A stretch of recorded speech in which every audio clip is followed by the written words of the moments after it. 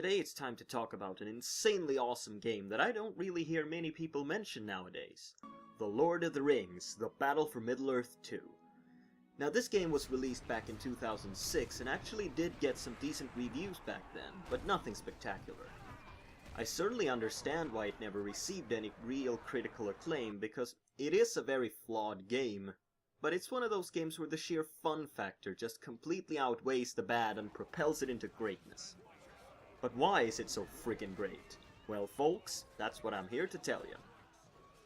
First of all, with a strategy game based on the Lord of the Rings franchise, you can't really screw up too much. Or well, yes you can, but that's beside the point.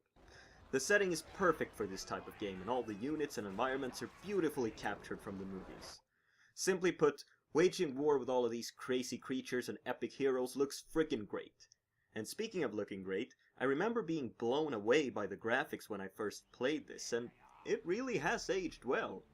Not too much detail on smaller unit models, sure, but the bigger beasts, the buildings, the landscapes, and especially the effects all look gorgeous.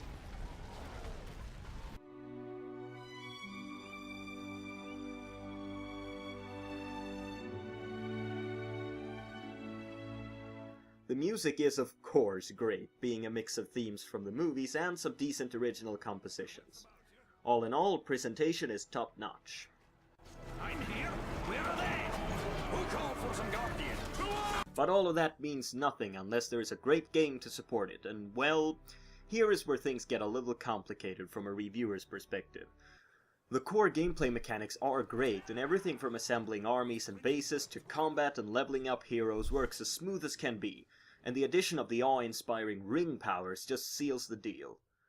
Seriously, when you charge someone's base with an army of spiders, dragons, soldiers and giants flinging rocks and ramming down everything in your path when there are giant fire-spewing demons prancing around in a rain of flaming meteors, you know you've reached the epitome of video game bliss. There are a number of different gameplay modes available, but they're all pretty basic for this kind of game. Apart from the regular skirmish battles, there's a story mode, which is okay, but nothing that'll really blow your mind, as well as a risk-inspired turn-based mode called War of the Ring. In this mode, you choose your army and try to take control over Middle-earth by securing territories over a huge map, taking turns to move your forces and build your empire.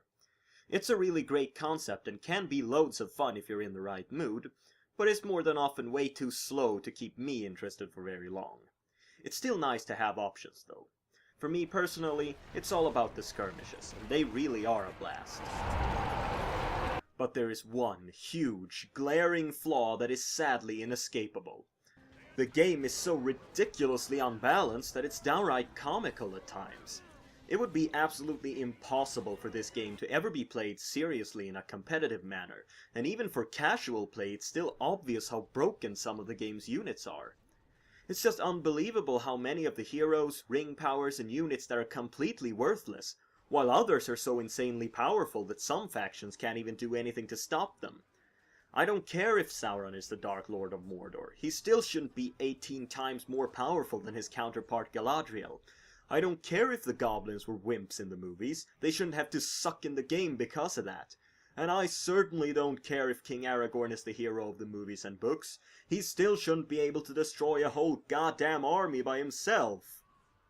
But the thing is, even though it is technically unbalanced to the point of being ridiculous, it's still so much fun that I can't help but enjoy every freaking minute of it. I've played it a lot with friends over the years, and I still do, and I can't even begin to count how many times we've laughed ourselves senseless and cried our eyes out over this game.